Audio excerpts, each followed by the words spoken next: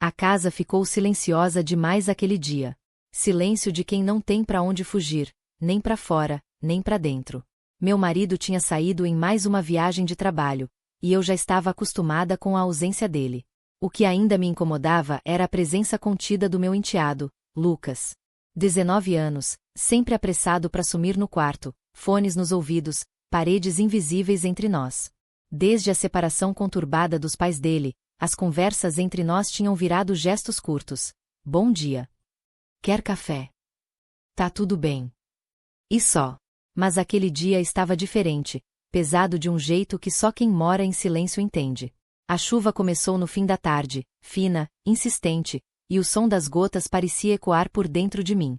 Lembro de ter pensado, quando a casa fica só nossa, o silêncio grita, sabe?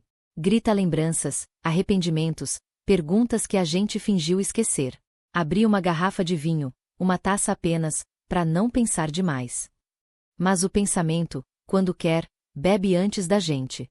Dei por mim olhando pro corredor, luz baixa, e percebi a porta do banheiro encostada. Um som de torneira, talvez música baixa do celular dele. Nada demais, mas meu coração disparou como se aquele ruído fosse um chamado. Ridículo, eu sei. Mas às vezes o coração não entende hierarquias. Ele apenas sente presença, e ausência, do mesmo jeito. Senti uma pontada de culpa antes mesmo de dar 2 passos. Culpa preventiva, talvez. Como se meu corpo já soubesse que estava prestes a reviver a solidão em outro formato. Não havia nada de errado em querer falar com ele, certo? Era só preocupação. Era o que eu repetia para mim enquanto me aproximava. Bati levemente na porta. Lucas, tá tudo bem? Silêncio. E aquele som de água, teimoso. Oi? Insisti, mais baixa, mais culpada. A voz dele respondeu abafada, um já vai, meio constrangido, meio distante. Afastei-me, tentando rir de mim mesma. Mas a verdade é que, quando encostei as costas na parede, fechei os olhos por um momento e respirei fundo. Não sei se era alívio ou saudade. O relógio marcava quase 9 da noite quando ele saiu do banheiro. Tinha os olhos vermelhos, não de vergonha, mas de choro. E foi aí que percebi, minha intenção nunca foi errada, apenas humana demais. O silêncio daquela noite não era convite para nada além de cuidado. Mas eu ainda não sabia que, ao tentar acalmar o coração dele, eu acabaria enfrentando o meu. Ele entrou no banheiro e esqueceu de trancar. Pensei nisso apenas porque o som da água parecia querer sair porta fora, como se o chuveiro tivesse virado voz. Eu ia só buscar uma toalha limpa no armário do corredor, mas parei. O cheiro do sabonete fresco se misturava ao vapor quente. O barulho da água batendo no piso. Hipnótico. De repente, a casa silenciosa parecia respirar junto com aquele som. A porta estava entreaberta. Só um palmo. Luz amarela, meio turva pelo vapor. Vi o reflexo dele no espelho, um vulto molhado, os ombros largos, cabeça abaixada como quem tentava tirar o peso do mundo sob a torneira. Nenhum gesto exagerado, só alguém tentando se lavar de um dia ruim. Mesmo assim, meu coração travou. Não foi por desejo, mas pela estranheza de perceber que aquele menino agora era um homem, e que eu não tinha notado essa mudança chegando. Congelei ali, o coração batendo tão alto que achei que ele ia ouvir. Minha primeira reação foi recuar, claro.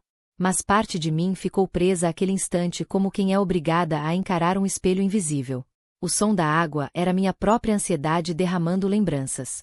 Tudo o que vinha evitando sentir estava ali. O medo de envelhecer, a carência acumulada, o peso do casamento virando rotina. Fechei os olhos por um segundo, respirei, e percebi o absurdo do que estava fazendo, espiando o melodrama da minha própria solidão. Afastei-me sem ruído, pisando leve, tentando convencer a consciência de que nada tinha acontecido. Mas já tinha acontecido, o choque de enxergar o outro sem que ele saiba que está sendo visto. E, nesse reflexo, descobrir quem você realmente é. Voltei para a sala, sentei no sofá e fiquei olhando o copo pela metade, o vinho escorrendo lentamente pelas laterais como se marcasse o tempo. Podia rir de mim mesma, mas a verdade é que não havia graça. Havia inquietação. Minutos depois, ele surgiu no corredor, o cabelo ainda pingando, e olhou meio surpreso ao me ver ali. Tá tudo bem? Perguntou. Eu só balancei a cabeça e respondi. Tá. Foi só o silêncio que me assustou. Ele sorriu de leve, sem entender. e seguiu pro quarto. A porta bateu suave, e o eco me deixou sozinha com a pergunta que eu mais temia. O que em mim está gritando resposta, quando ninguém fez pergunta nenhuma? Eu devia ter virado as costas. Mas não virei. Não sei explicar o que me manteve ali, entre o passo que me levaria embora e o instinto que me fazia ficar. Talvez fosse aquele tipo de magnetismo que não nasce do corpo, nasce da ausência dele. Uma força quieta, quase inocente, que confunde curiosidade com cuidado e medo com desejo de entender.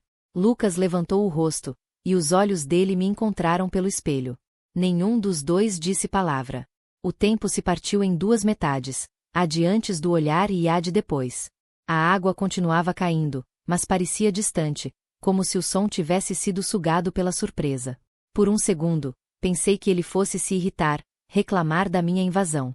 Mas o que vi não foi raiva. Foi espanto, e a mesma confusão que eu sentia. O reflexo mostrava nossos dois rostos iluminados pelo mesmo abajur trêmulo. A idade, as dores, o cansaço, tudo estava ali, misturado no mesmo clarão do espelho.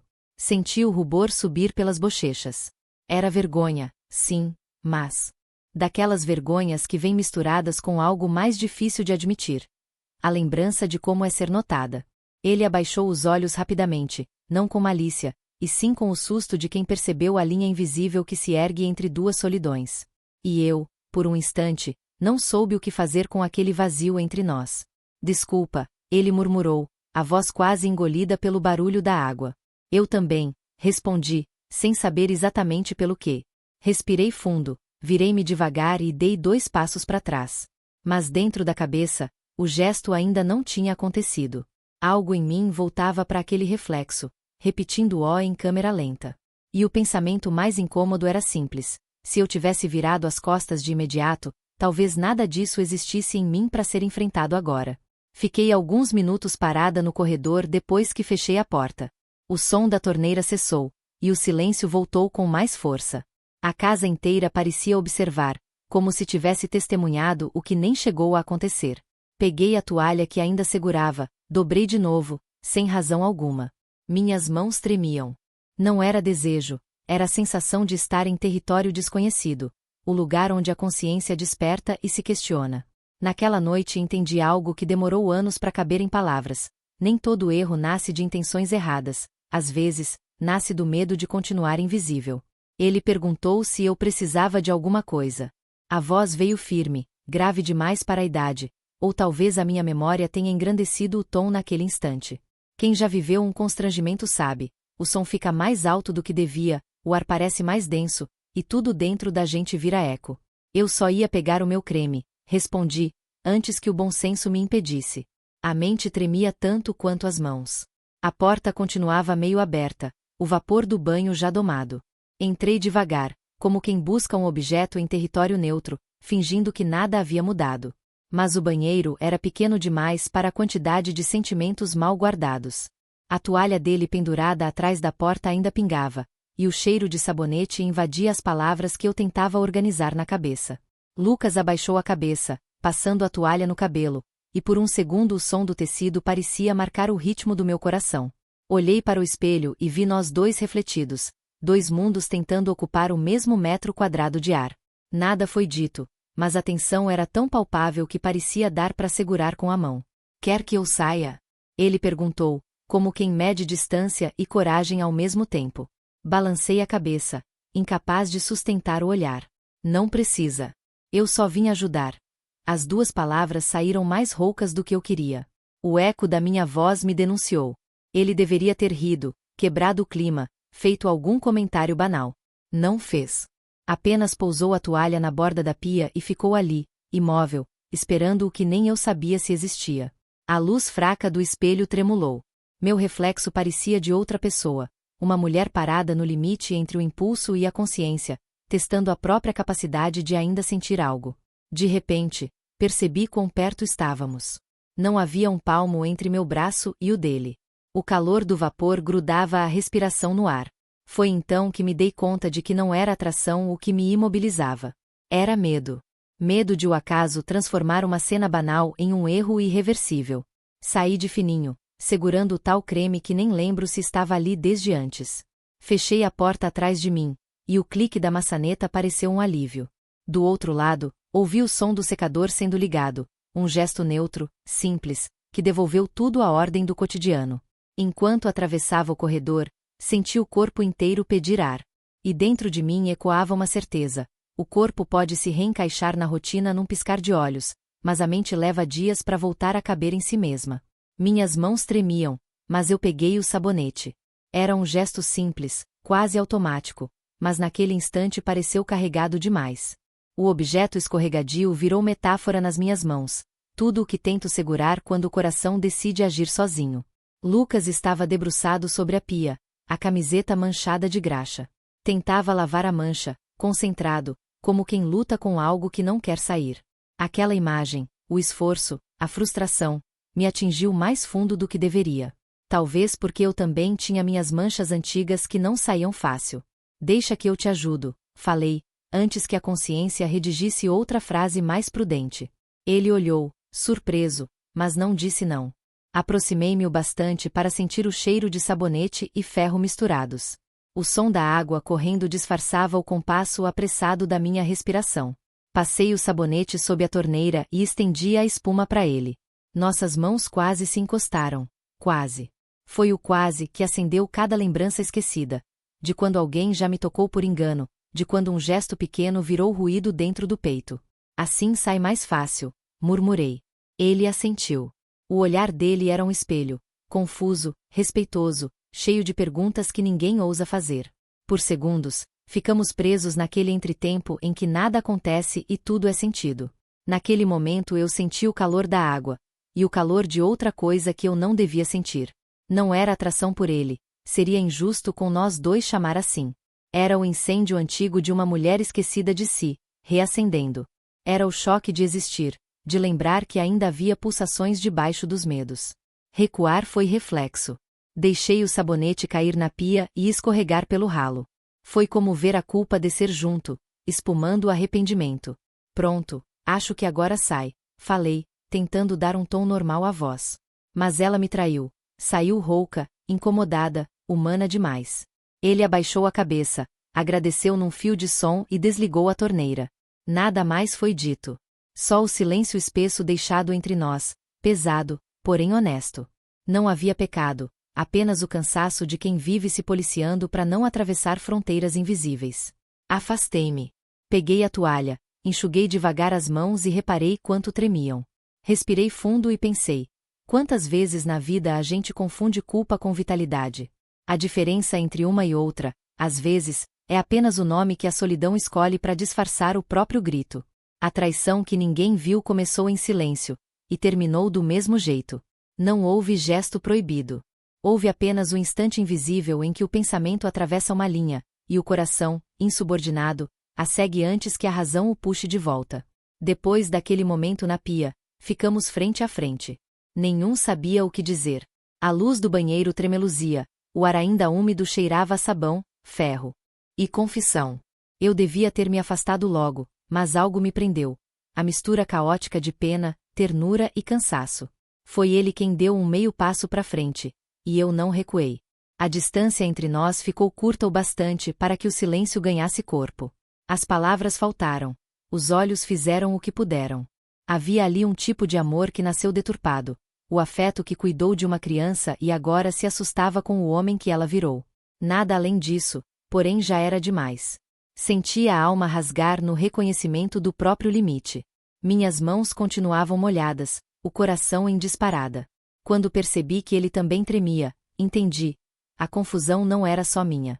E foi justamente isso, a inocência espantada dele, que me salvou do passo seguinte. Afastei-me bruscamente, como quem desperta de um susto. A tampa da pia estalou, um som banal que soou como rompimento. Perdi o fôlego e, sem olhar para trás, saí. O corredor pareceu infinito. A cada passo, a consciência gritava: você foi longe demais, mesmo sem fazer nada. Tranquei-me no quarto. Ali, o silêncio voltou a me cercar, o mesmo que sempre acompanhava as viagens do meu marido, agora carregado de eco. Sentei na beira da cama, ainda tonta de vergonha, tentando pôr em ordem o vendaval dentro da cabeça. Chorei, não por ato algum, mas pelo pensamento que ousou existir. O espelho do guarda-roupa refletia uma mulher que eu quase não reconhecia. Lembrei de todas as vezes em que critiquei histórias de gente que deixou acontecer e percebi o quanto é fácil julgar da arquibancada. Entre soluços, ouvi minha própria voz sussurrar: eu traí meu marido, traí minha própria criação, e, pior, traí o menino que eu ajudei a criar. Foi cruel admitir, porque a verdade não precisava de plateia para doer. Bastava o reflexo. Fiquei ali por horas, vigiando a madrugada passar pela janela. Prometi a mim mesma que o dia seguinte seria diferente, que o silêncio da culpa se transformaria em distância, em cuidado real. Prometi aprender com a vergonha, não me esconder nela.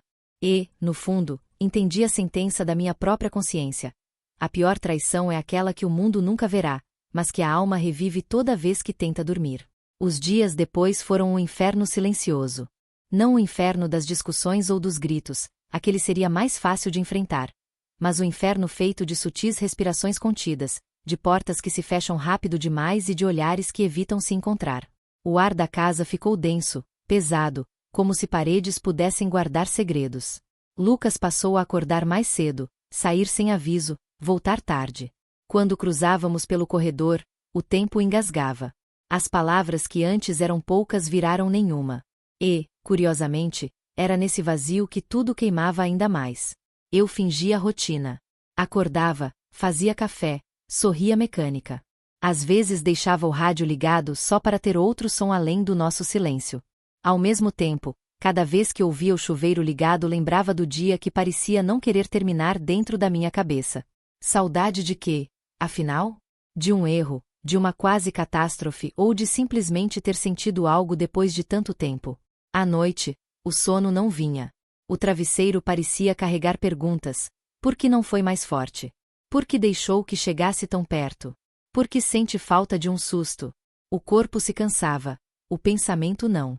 Eu me virava na cama como quem tenta desamarrar um nó imaginário. Quando o marido voltou da viagem, o som da chave na fechadura foi mais apavorante do que reconfortante. Senti o coração tropeçar. Tentei correr para recebê-lo com o mesmo sorriso de sempre e jurei para mim que tudo voltaria a ser normal. Mas normalidade não se impõe por decreto, e ele percebeu. Homens distraídos às vezes notam mais do que deixam transparecer. Durante o jantar, ele contou piadas de costume, falou do hotel, do trabalho, da estrada. Eu ria, mas cada risada me doía como ferida recém-lavada. De vez em quando, sentia o olhar de Lucas no outro canto da mesa, rápido, tenso, arrependido. Cada jantar em família era uma faca no peito disfarçada de garfo. Depois da sobremesa, o marido comentou algo simples. A casa andou quieta demais, né? Aquela frase bastou para me desmontar por dentro. Calei-me, levei os pratos para a cozinha e deixei a água da torneira correr, tentando afogar o som do próprio pensamento. Naquela noite, deitada ao lado de um homem que nunca me fez mal, entendi que o verdadeiro castigo não vem de fora. É acordar todo dia dentro do mesmo silêncio e saber que ele tem o seu nome. Hoje eu conto para você porque não aguento mais carregar sozinha. Fiquei meses tentando esconder essa história de mim mesma, varrendo lembranças para debaixo do tapete do cotidiano, como quem acredita que culpa se dissolve com o tempo. Mas não. A culpa só muda de forma, seca por fora, fermenta por dentro. Não houve beijo, não houve pecado no gesto, mas o pensamento. O pensamento constrói seus próprios labirintos. Durante semanas vivi dentro deles. E quanto mais eu tentava escapar, mais percebia que o verdadeiro prisioneiro era o meu coração, dividido entre a moral que me sustenta e o pulso de querer ser vista, desejada, lembrada. Não falo isso por vaidade, falo porque aprendi que a solidão também tem corpo. Ele respira, ele grita, ele empurra as portas da razão quando ninguém está olhando. E a razão, cansada, às vezes abre. Só um pouco, só o suficiente para deixar o vento entrar, e bagunçar o que parecia firme. Demorei para entender que o que aconteceu, ou quase aconteceu, não era sobre ele. Era sobre mim. Sobre uma mulher que confundiu cuidado com carência, e numa noite qualquer, tropeçou nas próprias carências mal curadas. Desde então, vivo tentando me perdoar nessa fronteira entre o que senti e o que escolhi não fazer. Hoje, posso olhar para ele e ver outra vez o rapaz que criei, não a sombra do que poderia ter sido. O tempo, como sempre, ajeita as distâncias. Ainda há algo ali, silencioso, mas agora aprendi a chamá-lo de aprendizado, não de tentação.